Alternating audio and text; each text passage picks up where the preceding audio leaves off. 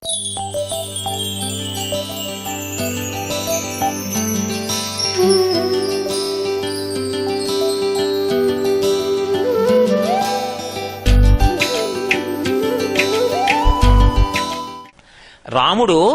అడగకుండానే రాజ్యం ఇస్తానన్నాడు దశరథ మహారాజు గారు.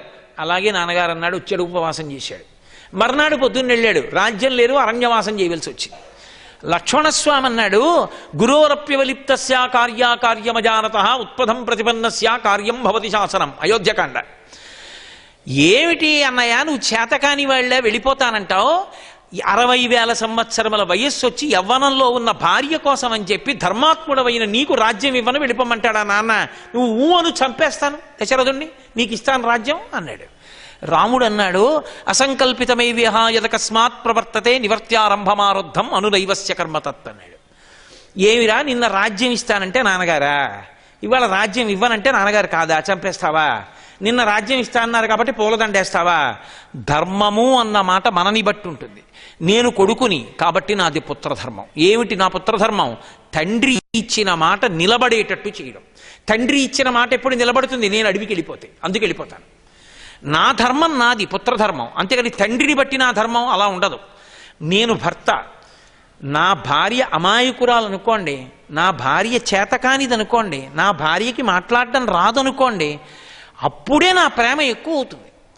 ఇప్పుడు మీరు చూడండి, బిడ్డలు 4 ఉంటే అందులో అసమర్థుడైన వాడు, శారీరకంగా వైక్లభ్యం ఉన్నవాడు ఎవరుంటాడో వాడి కోసమే తల్లి ఎక్కువ నోములు వ్రతాలు చేస్తుంది. 3 పర్వాలేదు కానండి, చక్కగా ఏదో పెద్ద ఉద్యోగాల్లో ఉన్నారు, పాపం వీడే అర్భకుడు ఏమిటో ఇలా ఉన్నాడు, వీడి కోసమే నా బెంగంతా అని కళ్ళ నీళ్లు పెట్టుకుంటుంది. అమ్మ అంత ప్రేమించడానికి కారణం వాడి బలహీనత. నీ భార్య అమాయకురాలైతే, నీ భార్య చేతకానిదైతే అదే నువ్వు ప్రేమించడానికి కారణం కావాలి. నీ భర్త ఎటువంటి వాడన్న దాన్ని బట్టి ధర్మం ఉండదు. భార్యగా నీ ధర్మం ఆయనని అనుగమించుటయే. అంతే. స్త్రీకి ధర్మమేమి భర్తను అనుగమించుట, భర్తకి ధర్మమేమి భార్య యొక్క గౌరవమును కాపాడుట. అందుకే భర్త ఒక్కడే భార్యకి గౌరవాన్ని తేగలడు. ఆమె ఎంత అమాయకురాలైనా కానివ్వండి, ఆమెకి ఏమీ తెలియకపోనివ్వండి, ఆయన ఇల్లాలు నమస్కార యోగ్యత పొందుతుంది. నా భార్య నా పక్కన నడుస్తోంది అనుకోండి, ఆయన ఉపన్యాసాలు చెప్పాడు కానీ ఆవిడికి ఎందుకండి అంటారా? నాకు పెట్టి దానికి పెడుతుంటారు నమస్కారం. 4 ఉపన్యాసాలు చెప్తేనే దానికి నమస్కార యోగ్యత పట్టిందే. నేను ఉపన్యాసాలు చెప్పినందుకు భర్త తేవలసింది భార్యకి గౌరవం, భార్య భర్తకి ఇవ్వవలసింది మనశ్శాంతి. ఆమె శాంతి స్థానము. ఎంత అశాంతికి భర్త గురి అయి ఇంటికి వచ్చినా శాంతి భార్య వల్ల రావాలి. భార్య వల్లే అశాంతి వస్తే అసలు ఆమెకి ధర్మము తెలియదని గుర్తు. ఆమె ముందు తనని తాను ఒబ్బిడి చేసుకోవాలి, తను నేర్చుకోవాలి ఎలా బతకాలో. కాబట్టి ఇప్పుడు వాళ్ళు దేని కొరకు అసలు ఆ వ్రతం చేస్తున్నారు? పెళ్లి కాకముందు చేసేటటువంటి వ్రతం మంచి భర్త కోసం చెయ్యాలి. ఇప్పుడు వాళ్ళు ఎవరి కోసం చేస్తున్నారు ఆ వ్రతం? కృష్ణుడు భర్తగా కావాలని చేస్తున్నారు. ఎంతమంది చేస్తున్నారు? అందరూ చేస్తున్నారు. అందరూ ఒకడే భర్తగా కావాలని చెయ్యొచ్చా? చెయ్యొచ్చు. ఎందుకని అంటే ఆంతరము బాహ్యము రెండిటినీ చూడాలి. పూర్వం దక్షిణ నాయకత్వం ఉండేది. ఒకే మహారాజు అనేక మంది ఇల్లాళ్ళని పొందేవాడు, అనేక మంది భార్యల్ని పొందేవాడు. దశరథ మహారాజు గారికి 365 మంది భార్యలు. పత్ని వేరు. యజ్ఞం చేసినప్పుడు పక్కన కూర్చుంటే పత్ని స్థానం అంటారు. కాబట్టి ఒక సమర్థుడైన వాడికి ఇంతమంది భార్యలు కావాలని వ్రతం చేశారు. అది ఒక ఎత్తు. ఆంతరం అసలు లౌకికంలో స్త్రీ పురుషులను ఉండరు, అందరూ ఆడవాళ్లే. అందరికీ పతి ఒక్కడే, పరమేశ్వరుడు. పతిం విశ్వస్యాత్మీశ్వరగుం శాశ్వతగుం శివమచ్యుతం నారాయణం మహాజ్ఞేయం విశ్వాత్మానం పరాయణం. ఆడపిల్ల జీవితం ఎవరి పక్కకి వెళ్ళిపోతే అందరూ శాంతిగా ఉంటారు? భర్త పక్కకి వెళ్ళిపోతే. నా కూతురే ఎంతో అల్లారముద్దుగా పెంచుకుని పెద్ద చేసుకున్నాను, దానికి పెళ్ళవడం ఆలస్యం అయిందనుకోండి, నాకెంత బెంగగా ఉంటుంది. ఏమిటో అంతమందికి పెళ్ళిళ్ళు అయిపోయి దీని తోడపుట్టిన వాళ్ళకి ఇది ఉండిపోయింది, దీనికి పెళ్ళైపోతే బాగుండు, దీనికి పెళ్ళైపోతే బాగుండు, ఎంత పరితపించిపోతాను. ఎప్పుడు మనశ్శాంతి? ఆయన పక్కకి వెళ్ళిపోతే. ఆడపిల్ల, ఈడపిల్ల కాదు, ఆయన పక్కకి వెళ్ళిపోవాలి. అది నారాయణుడి పక్కకి లక్ష్మిగా వెళ్ళిపోవాలి. అది ఆయన కలిసి వచ్చిన వాళ్ళు ఉన్నారనుకోండి, నాకు బెంగలేదు. ఆయన ఎక్కడికో వెడుతూ మామయ్యగారండి మీ అమ్మాయి ఒక్క నెలలాళ్ళు మీ ఇంట్లో ఉంచండి అని వెళ్ళాడు అనుకోండి, నాకు బెంగలేదు. అది వచ్చి అస్తమానం చాటు మాటు కళ్ళమ్మ నీళ్లు పెట్టుకుని ఆయన దించి ఫోను రావట్లేదు, ఇది ఫోను చేయట్లేదు అనుకోండి, నాకు ఎంత బరువు అయిపోతుంది. అతని పక్కనుంటేనే గౌరవం. లేనినాడు ఇక్కడ శాంతి ఉండదు, ఎవరికీ శాంతి ఉండదు. ఆడపిల్ల ఎక్కడికి చేరిపోవాలో అక్కడికి చేరిపోతేనే పూర్ణత్వం కాదు. అయినప్పుడు ఒక సమర్థుడికి భార్యలుగా ఇంతమంది వెళ్ళాలనుకున్నారు బాహ్యం. ఆ పరమేశ్వరుడికి మనందరం ఇల్లాళ్ళం.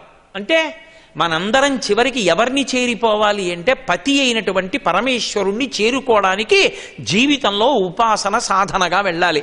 అందరికీ పతి వాడొక్కడే, ఆ భగవంతుణ్ణి చేరాలి. అందుకు కాత్యాయని వ్రతం చేశారు ఆంతర్యం. ఇప్పుడు వాళ్ళు ఆ కాత్యాయని వ్రతం చేస్తూ అమ్మవారి దగ్గరికి వెళ్ళి ఒక మంత్రం చెప్పారు.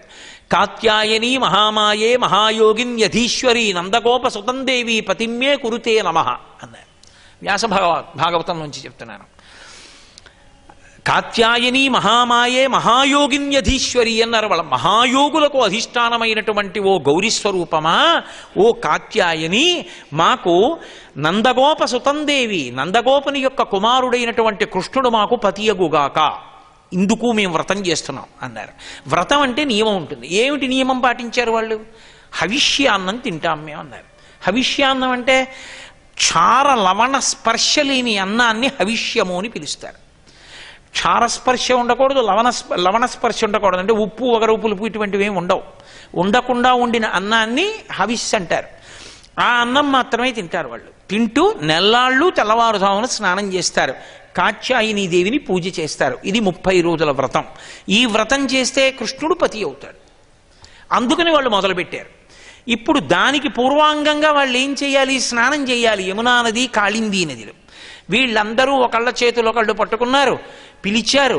అందులో మీరు చాలా జాగ్రత్తగా చదవాలి గోపికా వస్త్రాపహరణ ఘట్టాన్ని.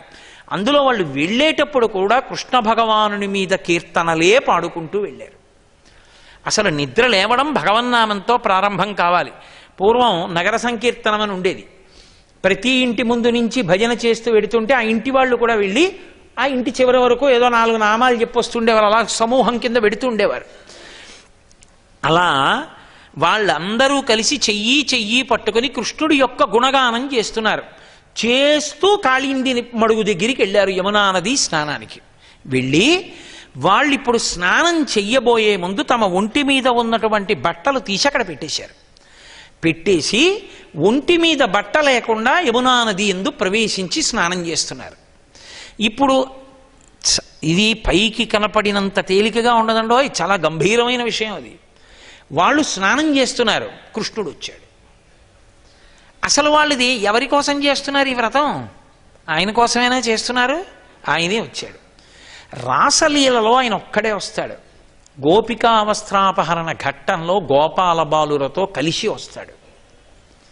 పక్కన గోపాల బాలురిని తీసుకుని వస్తాడు. ఇప్పుడు వాళ్ళని చప్పుడు చేయకండి, వాళ్ళు బట్టలు విప్పి నీళ్లల్లో దిగారు కాబట్టి మీరు చప్పుడు చేయకుండా నాతో రండి అని నీపవృక్షం దగ్గరికి వెళ్ళాడు. నీపవృక్షం అంటే కదంబం. కదంబం నీటి ఒడ్డున పెరుగుతుంది. ఆ కదంబ వృక్షం దగ్గరికి వెళ్ళి వాళ్ళు విప్పినటువంటి బట్టలన్నిటినీ కూడా తీసుకుని ఆ చెట్టు ఎక్కి కూర్చున్నాడు. వీళ్ళు జలక్రీడలాడారు అని ఉంది భాగవతంలో. అంటే నీళ్లలో కొంతసేపు ఆడారు. నీటిలోకి ప్రవేశిస్తే వృద్ధులకు కూడా కాసేపు ఆడుకోవాలనిపిస్తుంది. ముందు చెలంటాడు కానీ దిగిన తర్వాత కాసేపు ఉంటాడు అందులో. కాబట్టి జలక్రీడలు ఆడారు. ఆడి పైకి వద్దాం అనుకున్నారు. పైకి వద్దాం అనుకునేటప్పటికి దృష్టి దేని మీద కెడుతుంది? వస్త్రములను తీసుకోవాలి కాబట్టి వస్త్రముల మీద కెడుతుంది. వాళ్ళ వస్త్రములు కనపడలేదు. కనపడకపోతే ఇప్పుడు వాళ్ళు మా బట్టలేవి అని చుట్టుపక్కల చూశారు. కదంబ వృక్షం మీద కృష్ణుడు కూర్చుని ఉన్నాడు. ఆయన దగ్గర వాళ్ళ బట్టలు ఉన్నాయి. ఆయన చుట్టూ గోపాల బాలురందరూ కూర్చుని ఉన్నారు. ఇప్పుడు వీళ్ళు ఆయన వంక చూశారు. చూసి వాళ్ళు అన్నారు, కృష్ణ ఇది నీకు తగినటువంటి పనేనా? అసలు ఇటువంటి పనులు చెయ్యొచ్చా? స్త్రీలు స్నానం చేస్తున్నటువంటి ప్రదేశం దగ్గరికి రావడమే దోషం. ఒకవేళ వచ్చినా మేము ఒడ్డున పెట్టినటువంటి బట్టల్ని నువ్వు తీసుకుని కదంబ వృక్షం మీద కూర్చోవడం అనేటటువంటివి అసలు ఏ విధంగా చూసినా కూడా సమర్థనీయమా? కొంటివి మా హృదయంబులు కొంటివి మా నంబు లజ్జ కొంటివి వలువల్ కొంటవిక ఎట్లు చేసేదో కొంటవు కదా చిన్ని కృష్ణ ఇప్పుడు చెప్పుమా అన్నారు వాళ్ళు. ఓ కృష్ణ, నువ్వు చాలా కొంటె పని చేశావు. మా యొక్క హృదయాలను దొంగతనం చేశావు. దొంగతనం అంటే వాళ్ళకి తెలియకుండా తీసేసుకోవడం దొంగతనం. అంటే వాళ్ళకి తెలియకుండానే వాళ్ళ హృదయం కృష్ణుడి యందు ప్రవేశించింది. మా యొక్క మానాభిమానములను కొల్లగొట్టావు, మా యొక్క హృదయాలను కొల్లగొట్టావు, ఇప్పుడు బట్టలు కూడా కొల్లగొట్టావు. ఇది దోషం. ఎందుకో తెలుసా? నువ్వు ఒక్కడివే వచ్చి కూర్చునుంటే అది వేరు. నీకోసమే మేము వ్రతం చేస్తున్నాం కాబట్టి ఏమో నిన్ను బట్టలు అడుగుదుమేమో. నీతో గోపాల బాలుని తీసుకొచ్చి చెట్టు మీద కూర్చోబెట్టి మా బట్టలు ఎత్తుకుపోయి మమ్మల్ని వచ్చి బట్టలు తీసుకోమంటున్నావే, ఇది ధూర్త చేష్టితం కాదా? నందమహారాజుకి నీ మీద ఫిర్యాదు చేయవద్దా? నీ పరిధి దాటిపోలేదా నువ్వు అని అడిగారు వాళ్ళు. వాళ్ళేం అమాయకంగా ఊరుకోలేదు. అంటే ఆయన అన్నాడు, ఎవ్వనిగని మోహించిరి ఎవ్వడు మీ మానసముల నెల్లహరించన్ ఎవ్వటిలే మీకు కూరిమి ఎవ్వనిపై తెలుపరాదే ఏనంజుడనే అని అడిగాడు. ఆయన అన్నాడు, మంచిదే మీరు మాట్లాడుదురు కానీ ఇప్పుడు మీరు బట్టలు లేవు అని కదూ అంటున్నారు. బట్టలు ఆవరణములు శరీరమునకు ఆచ్ఛాదించి ఉంచుతాయి. బట్టలు విప్పి మీరు మీ శరీరాన్ని దేంతో ఆచ్ఛాదించారు? ఇప్పుడు నీటితో ఆచ్ఛాదించారు. బయటికి వస్తే ఇబ్బంది, అందుకని రాకుండా నీళ్లలో నించున్నారు కదా. అంటే ఆవరణ ఉందా లేదా? బట్ట లేకపోయినా వేరొక ఆవరణ మీకుంది. వేరొక ఆవరణలో మీరు నిలబడి ఉన్నారు. నిలబడి నాతో మాట్లాడుతున్నారు. నేను ఒక ప్రశ్న వేస్తున్నాను, జవాబు చెప్పండి. ఎవ్వనికని మోహించిరి, అసలు మీకు ఎవరి మీద మోహం కలిగింది? ఎవరు భర్తగా కావాలనుకుంటున్నారు? ఎందుకు ఈ వ్రతం చేస్తున్నారు? ఎవరిని ఉద్దేశించి చేస్తున్నారు? నాకు చెప్పండి అన్నాడు. నీకోసమే అని వాళ్ళు అనగలరా? వాళ్ళు అనలేదు, ఊరుకున్నారు. ఆయన అన్నాడు, నా ఇంటికి దాసులరై నాయాజ్ఞ వహించి మీరు నడచెదరేని నీయంబరమ్ములిచ్చద తోయమ్ముల వెడలి రెండు తొయ్యలలారా అన్నాడు. నా ఇంటికి దాసులై మీరు నా ఆజ్ఞని నిర్వర్తిస్తాను అంటే మీ బట్టలు మీకు ఇచ్చేస్తాను. నీళ్లలోంచి బయటికి వచ్చి నిలబడండి, నా దగ్గరికి రండి, బట్టలు ఇస్తానన్నాడు. నా ఇంటికి దాసులరై అంటే దాసి అన్న మాటకు ఒక అర్థం ఉంటుంది. ఆవిడికి ఇష్టమా ఇష్టం లేదా అన్న మాటతో సంబంధం ఉండదు. పరతంత్ర బుద్ధి, యజమాని ఇష్టం కోసం తను చేస్తుంది. మా ఇంట్లో ఓ వెంకటేశ్వర స్వామి వారి చిత్రపటం ఉందనుకోండి, అది అయ్యగారు తీసుకెళ్ళి అక్కడ తగిలిస్తున్నారు, కానీ అక్కడికన్నా ఇక్కడ పెడితే ఎంత బాగుంటుందో అని ఉంది దానికి. అది నన్ను అలా అడగగలదా? అయ్యగారు అక్కడ పెట్టద్దండి, ఇక్కడ పెట్టండి బాగుంటుంది, అక్కడ పెడుతున్నారు ఏంటండి, నేను అక్కడ పెట్టను ఇక్కడ పెడతాను అనగలదా? అనలేదు. తనకి ఇలా ఉంటే అన్నది ఇష్టమైనా నాకు ఎలా ఉంటే ఇష్టమో అలాగే తాను పెట్టి తృప్తి పొందుతుంది. నా తృప్తి తనకి తృప్తి తప్ప తన తృప్తి కొరకు నన్ను శాసించదు. అది ఎవరి యందు ఉంటుంది అంటే భార్య యందు ఉండాలి. తాను భర్తని శాసించడం కాదు, భర్త తృప్తి కొరకు తాను జీవిస్తుంది. అది ధర్మం సతికి. కాబట్టి మీరు అలా ఉండగలరా? నా ఇంటికి అలా కదూ రావాలని మీరు వ్రతం చేస్తున్నారు. మీరు అలా చేసేది వ్రతం అయితే నేను చెప్పింది వినాలి కదూ. మీరు బయటికి వచ్చి బట్టలు ఉచ్చుకోండి, నేను చెప్తున్నాను. ఇది ఉపాసనకి సంబంధించిన రహస్యం. ఇది పెద్ద పరీక్ష. మీరు నిజంగా నాకు భార్యలు కావాలనుకుంటే, నా ప్రీతి మీ ప్రీతి కావాలి, నా ప్రీతి రమ్మంటున్నాను వచ్చి బట్టలు తీసుకోండి. అయితే ఇక్కడ మీరు నన్ను ఒక ప్రశ్న వేయచ్చు, ఏమంటే అది ధూర్త చేష్టితం కదా, ఒక్కడు ఉండి పిలిస్తే తప్పు లేదు, ఇంతమంది గోపాల బాలుర్ని చుట్టూ పెట్టుకుని పిలవచ్చా? చలితో వణికిపోతున్నారే వాళ్ళు నీళ్లలో, ఏదో ఒక ఆవరణ ఉంది కదా మీకు అని ఈ దీర్ఘ ప్రసంగం చేయొచ్చా?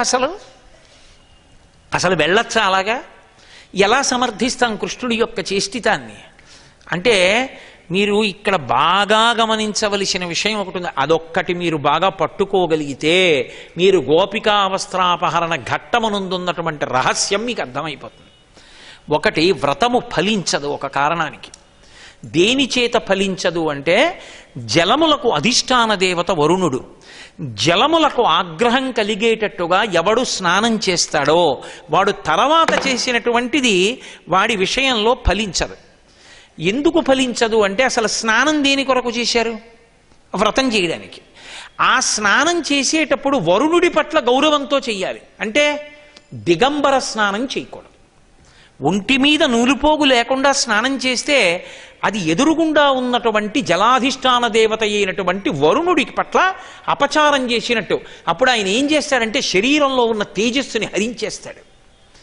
అందుకే ఒంటి మీద బట్టతోటే స్నానం చేయాలి. గోపకాంతలు ఏం చేశారు? బట్టలు బయట విడిచిపెట్టి స్నానానికి వెళ్ళారు. ఇప్పుడు అది మొట్టమొదటి దోషం వచ్చింది. ఇప్పుడు ఆ దోషం పోవాలంటే ప్రాయశ్చిత్తం జరగాలి. ప్రాయశ్చిత్తం అయితే తప్ప వ్రతం ఫలించదు. ఇప్పుడు వాళ్ళని అనుగ్రహించడానికి ఆయన ప్రాయశ్చిత్తం చెప్తున్నాడు. మొదటిది. 2, నదీ స్నానం అనకు ఒక నియమం ఉంటుంది. నదీ స్నానానికి మీరు ఏ బట్టలు కట్టుకుని వెళ్ళారో ఆ బట్టలే కట్టుకుని మళ్ళీ రాకూడదు. నేను పంచె కట్టుకుని లాల్చీ వేసుకుని నదీ స్నానానికి వెళ్ళాను అనుకోండి, దాన్ని అక్కడ విడిచిపెట్టి ఓ తువ్వాలు కట్టుకుని స్నానం చేసి పైకొచ్చి వేరు పంచ వేరు లాల్చీ కట్టుకుని దేవాలయంలోకి వెళ్ళాలి తప్ప ఏ బట్టలు కట్టుకుని స్నానానికి వెళ్ళానో ఆ బట్టలే కట్టుకుని మళ్ళీ పైకి వెళ్ళకూడదు. ఇప్పుడు వాళ్ళు ఏ బట్టలు కట్టుకుని మళ్ళీ వ్రతం చేయడానికి వెళదాం అనుకుంటున్నారు? అదే కదంబ వృక్షం కింద సైకతంతో చేసిన కాత్యాయని వ్రతం ఏ బట్టలతో చేద్దామని వాళ్ళ ఉద్దేశ్యం. అంటే వాళ్ళు స్నానానికి వెళ్ళినప్పుడు ఏ బట్టలు ఇప్పారో ఆ బట్టలే కట్టుకుని చెయ్యాలని. అది దోషం కాదా? ఇప్పుడు ఆ బట్టలు పరమేశ్వర ప్రసాదితములు కావాలి. ఆయన స్పర్శ పొందితే పునీతములు అవుతాయి. ఆయన చేత ఇవ్వబడ్డాయి, మళ్ళీ దోషం పోయింది. ఇప్పుడు 2 దోషములు పోవాలి. అసలు మీరు ఇందులో ఒక పెద్ద చమత్కారం ఒకటి పట్టుకోవాలి. ఇది మీరు చాలా జాగ్రత్తగా పట్టుకోవాల్సిందండి. ఇప్పుడు నేను చెప్పే మాట, కృష్ణుడు వాళ్ళ బట్టలను అపహరించాడు అన్న మాటలో వాళ్ళు విడిచిపెట్టేసిన బట్టల్ని కృష్ణుడు తీసుకున్నాడా, వాళ్ళు విడిచిపెట్టని బట్టలు కృష్ణుడు పోయి తీసుకున్నాడా? వాళ్ళు విడిచిపెట్టేసిన బట్టలే కదా కృష్ణుడు తీసుకున్నాడు. ఇప్పుడు కృష్ణుడు ఇచ్చాడు అనుకోండి, ఏమిస్తాడు? వాళ్ళ బట్టలే వాళ్ళకి ఇస్తాడు, వాళ్ళు విడిచిపెట్టేసిన బట్టలే వాళ్ళకి ఇస్తాడు. మరి ఏమంటే విడిచిపెట్టేసిన బట్ట కట్టకూడదన్నారు కదా, విడిచిపెట్టిన బట్టేగా ఇస్తున్నాడు. అంటే మీరు ఒక్కటి బాగా గుర్తుపట్టండి. అందులో పెద్ద రహస్యం ఏమిటంటే, గోపికా వస్త్రాపహరణ ఘట్టంలో వస్త్రమును విడిచిపెట్టుట అంటే శరీర అభిమానమును విడిచిపెట్టుట. అసలు సాధన అన్నదానికి ప్రారంభం ఎక్కడుంటుంది అంటే, అసలు సాధన చేయడానికి మొదటి ఉపకరణం ఏమిటి? ఇదే. దీపం పెట్టానండి, అది వేరు విషయం. కుంది, నూనె, ఒత్తులు, అగ్గిపుల్ల అలా ఉంచండి. వెలిగించడానికి శరీరం ఒకటి ఉండాలా? ఇది ఉంటేనేనా సాధన? ఇది ఉంటేనేనా పూజామందిరంలోకి వెళ్ళడం? ఇది ఉంటేనేనా స్నానం చేయడం? ఇది ఉంటేనేనా బట్ట కట్టడం? ఇదంటూ ఒకటి ఉండాలి. ఇదంటూ ఒకటి ఉంటే సాధన అన్న మాట ఎక్కడొస్తుంది? దీన్ని పెట్టుబడిగా పెట్టి ఇది బాధపడడం అన్నది తప్పకుండా ఉంటుంది. కార్తీక మాసంలో స్నానం చేయాలి, చేయకుండా పడుకుంటే ఎంతో బాగుంటుంది. ఒకటి కప్పుకుని హాయిగా ఉంటుంది, చలిగా ఉంటుంది కాబట్టి. కానీ ప్రయత్నపూర్వకంగా తెల్లవారుజామున లేచి దుప్పటి పక్కన పారేసి తలస్నానం చన్నీళ్లలో చేయడం ఏం తేలిగ్గా ఉంటుంది ఏంటి? అంటే భగవంతుడిచ్చిన శరీరాన్ని ఖేద పెట్టడంలో ప్రారంభమైంది. అవునా కాదా? అసలు సాధన ఎక్కడ మొదలవుతుంది అంటే, మొదటి పెట్టుబడి ఏది అంటే ఈశ్వరుడిచ్చిందే మొదటి పెట్టుబడి. ఓ వ్యాపారస్తుడు ఉంటాడండి, పెట్టుబడి మొదట ఎక్కడ పెడతాడు? తన డబ్బే పెడతాడు. తర్వాత కోట్లు గడించాడు, వేరు విషయం. అలా సాధన యందు ఈశ్వరుణ్ణి చేరుకోవడానికి మొదటి పెట్టుబడి ఏమిటి? ఈశ్వరుడిచ్చిన శరీరమే. దీన్ని ఉపవాసం చేయించడం, దీనితో స్తోత్రం చేయడం, దీంతో స్నానం చేయడం, దీంతో ఓ గంట సేపు కూర్చోవడం. అబ్బో వద్దులే, లేచిపోదాం అంటున్నా, కుదరదు కూర్చో అని కూర్చోబెట్టడం, జపం చేయడం, పూజ చేయడం, అక్కడే కదా సాధన ఉంది. అంటే ముందు ఈ శరీరమునకు సంబంధించిన అభిమానం పోవాలి. ఇందులో ఒక చమత్కారం ఉంటుంది. కొన్ని చేసేటప్పుడు పోయినట్టుగా అనిపిస్తుంది, కానీ అదే మళ్ళీ వేసేసుకుంటాడు, అదే మళ్ళీ తొడిగేసుకుంటాడు. ఎక్కడ తొడుక్కుంటాడంటే, మీరు చూడండి, ఓ 3 రోజులు మీతో నేను ఒక వ్రతం చేయిస్తున్నాను, ఈ 3 రోజులు మీరు కొన్ని నియమాలు పాటించాలి అన్నాను అనుకోండి. ప్రత్యేకించి ప్రధాన నియమాలు ఏముంటాయి? కామము, క్రోధము విడిచిపెట్టడం నియమాలుగా ఉంటాయి. ఎక్కడైనా సరే కామం జోలికి వెళ్ళకండి. కామం జోలికి అంటే అస్తమానం స్త్రీ పురుష సంబంధ కామమే అని అనుకోకూడదు. అక్రమాలిన కోరికలు కోరకుండా తృప్తిగా సాత్వికంగా ఉండండి 3 రోజులు. కోరికల జోలికి వెళ్ళకండి అన్నాను. ఎవరి మీద కోప్పడకండి. కోరిక లేదు కాబట్టి తీరలేదని కోపం రాదు, కోపం జోలికి వెళ్ళకండి అన్నాను. 3 రోజులు మీరు నియమాలు పాటించారంటే ఇప్పుడు విడిచిపెట్టేశారు ఆ బట్టలు. అంబరములను, దేహాభిమానమన్న అంబరాల్ని వదిలిపెట్టారు. 3 రోజులు వదిలేరు. 3 రోజుల తర్వాత రెట్టించిన ఉత్సాహంతో వచ్చేస్తాయి. 3 రోజులు వ్రతంలో ఉండిపోయాం అని ఇప్పుడు ఎక్కడలేని కోరికలు గుర్తొచ్చేసి ఉద్వేగంతో మళ్ళీ వెళ్ళిపోయాడు. అనారోగ్యంగా ఉంది అని పథ్యం చేశాడు. రోగం కొంచెం తగ్గగానే మళ్ళీ అపథ్యం చేస్తే ఏమొస్తుంది? మళ్ళీ రోగమే వస్తుంది. వ్రతం చేస్తున్నాము అని నదిలో దిగుతున్నారు అంటే నియమాలు పాటించడానికి ఒప్పుకుంటున్నారు. వ్రతం అయిపోతే మళ్ళీ ఆ గుడ్డలే వేసుకుంటారు. అంటే మళ్ళీ అవే వచ్చేస్తాయి, ఆ పాత సంస్కారాలే వచ్చేస్తాయి. ఇప్పుడు ఈశ్వరుడు అవి వేసుకోవద్దని చెప్తున్నాడు. అంటే ఏదో కొంతకాలం పాటించడం, ఆ కాలం అయిపోగానే మళ్ళీ ఆ దుర్గుణాలన్నీ లోపలికి వచ్చేయడం, మళ్ళీ మొదలెట్టేయడం కాదు. నువ్వు వాటిని వదిలిపెట్టగలగాలి. ఆ వదిలిపెట్టగలగడం ఈశ్వరుడి ముందు దేహాభిమానం వదిలిపెట్టడం. ఈ శరీరాన్ని నేను వాడతాను ఈశ్వరుడి కోసము అని, ఇది ఏమైపోతుందో, దీనికి కాళ్ళు నొప్పెడతాయో, 2 గంటల ఉపన్యాసం చెప్తే నీరసం వస్తుందేమో, ఎందుకు వచ్చిన గొడవ అనకుండా ఎన్నాళ్ళు ఉంటుంది? ఇంకో 10 ఏళ్ళు 15 ఏళ్ళు ఉన్నంతకాలం 2 గంటలు చెప్పి ఇది బడలిపోయినా చెమట పట్టినా ఈశ్వర సేవలో దీన్ని ఉపయోగించవలసిందే. అదే నాకు ఉత్తర జన్మలకి పెట్టుబడి. కాబట్టి నేను తప్పకుండా భగవంతుడు ఇచ్చాడు కాబట్టి వాక్కు స్తోత్రం చేయవలసిందే, నువ్వు పడు బాధ అని తీసుకెళ్లి కూర్చోబెట్టాను అనుకోండి. ఇప్పుడు నేను దేహాభిమానాన్ని గెలిచాను, ఇది సుఖపడదామన్న దాన్ని ఖేద పెట్టడానికి సిద్ధపడ్డాను. ఇది రావాలి, దేహాభిమానం విడిచిపెట్టేటట్టు చెయ్యాలి. వాళ్ళకి దేహాభిమానం బట్టలతో ఉందా? నీళ్లు పట్టు కూర్చున్నారు ఇప్పుడు వాళ్ళు. కాబట్టి ఈశ్వరుడి ముందు దేహాభిమానం విడిచిపెడితే తప్ప అసలు వ్రతం ఫలించదు. ఎందుకని నేను ఈ మాట అంటున్నానంటే, దేహాభిమానము అన్న మాటలో ఎన్నుంటాయంటే మీరు చూడండి. ఏమంటే గోచి పోసి పంచి కట్టుకోండి అన్నాను అనుకోండి, వెంటనే అంటే గోచి పోయేవాడి ఏం బాగుంటుందండి ఆ గోచి పోసి పంచి కట్టుకునేవన్నీ, ఏదో ఇలా తిప్పేసి కట్టుకుంటానండి అంటాడు. వేదం అంది వికచ్చ అనుత్తరీయశ్చ నగ్నశ్చ అవస్త్రయేవచ. గోచి పోసి పంచ కట్టుకోకుండా పైన పురుషుడు బనీనవి తీసేసి ఉత్తరీయం ఒకటి వేసుకుని మాత్రమే పూజ చేస్తేనే ఈశ్వరుడు స్వీకరిస్తాడు. అలా కాకుండా కూర్చుంటే పీటల మీద వాడు ఒంటి మీద బట్ట లేకుండా పూజ చేశాడని స్వీకరిస్తారు, వ్యతిరేక ఫలితం ఇస్తారు అప్పుడు. కాబట్టి వేదం ప్రమాణం. ఇప్పుడు నీకు ఇష్టం ఉందా లేదాతో సంబంధం లేదు, అది ఈశ్వర ప్రోక్తం, నువ్వు చెయ్యాలంతే. ఇప్పుడు నీ అభిమానంతో సంబంధం లేదు. గోరు చుట్టు వచ్చింది, డాక్టర్ గారు కూర్చోబెట్టి కోసేస్తానన్నాడు. అయ్యి బాబోయ్ ఈ వేలండి ఎంత అభిమానం అనండి, దాన్ని కోసేస్తారా అంటే గోరు చుట్టు ఉంచుకుంటావా? కోయించుకోవాలంతే. నువ్వు తరించాలనుకుంటే దానికి గోచి పోసి పంచి కట్టి కూర్చోబెట్టాలి దాన్ని. దేహాభిమానమును గెలిస్తే తప్ప ఈశ్వరుణ్ణి చేరడం సాధ్యం కాదు. బొట్టు పెట్టుకోవడమే కష్టమైన వాడు ఈశ్వరోపాసనం ఏం చేస్తాడు? ఎన్నాళ్ళు భాగవతం వింటే వాడి పనికి వస్తుంది అది. బొట్టు పెట్టుకోవడం కష్టం వాడికి. అక్కడ మచ్చ వస్తే ఏం చేస్తాడు? ఎర్రగా ఇంత బొట్టు పెట్టుకోరా అంటే వాడికి కష్టం. వాడికి నేను బతికున్నంతకాలం భాగవతం చెప్తే ఉపయోగపడుతుందా? అసలు దేహాభిమానం వదలని వాడికి. కాబట్టి దేహాభిమానమును విడిచిపెట్టనిదే వ్రతము ఫలించదు. అందుకని మీరు దేహాభిమానం విడిచిపెట్టవలసి ఉంటుంది. ఇది ఆంతర సందేశం. అయితే ఏమంటే ఆయన ఒకడే ఉండాలి కదా, వీళ్ళందరూ ఎందుకు అంటే మీరు ఒక్క మాట వినండి. దేహాభిమానముడు విడిచిపెట్టుట అనేటటువంటి మాట యందు ఒక్క పరబ్రహ్మము కాదు, మనము చేసేటటువంటి కర్మలకు సాక్షులు ఎవరు అంటే పంచభూతములు, అంటే పృథివీ ఆపస్ తేజో వాయు ఆకాశములు సూర్యచంద్రుడు దిక్కులు అంతర్యామి, వీళ్ళందరూ సాక్షులుగా ఉంటారు. వాళ్ళందరే గోపాల బాలురుగా ఉన్నారు. సర్వం శ్రీ ఉమామహేశ్వర పరబ్రహ్మార్పణమస్తు. స్వస్తి.